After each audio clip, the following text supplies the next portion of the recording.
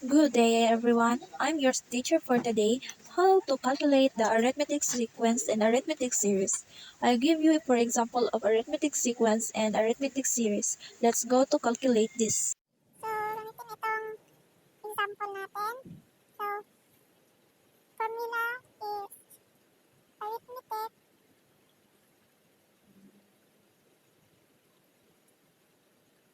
arithmetic sequence. So, how to solve? So, a sub 12 is nakuha natin yan sa n. Then, 200,000 plus 12. Nganong 12? Kaya gikuha na ito diri sa a sub 12. So, minus 1. And, lagay natin yung term b. So, 500,000. Akong gibutang diya. Woman, next, napodayon kay a sub 12. Then, ako lang di-copy. Then, plus 11. Aha, nakuha ang 11 kay i-minus sa 1. 1 minus 12. So, copy the 50,000. And, a sub 12, copy na ko ang 200,000 plus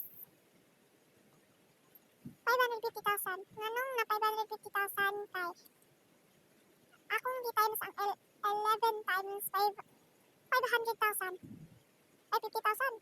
So, ang answer dere is 750,000 akong answer. Kay di-plus na ko ni silang duha. So man, kay dito sa formula, example of arithmetic series. So, this is a formula. A sub n equals n divide 2. And a sub 1 plus a sub n. So, calculate. Okay. Nakuha ang 12.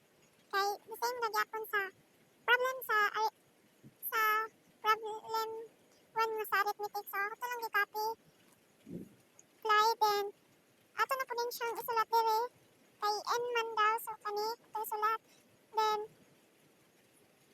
divide 2. So, 200,000 plus 750,000. So, calculate. I-divide na ko ang 12. Divide 2 equals 6. Then, 950,000 na ko gikuha. Kay di-plus na kong 2. So, ang answer kay 5,700,000.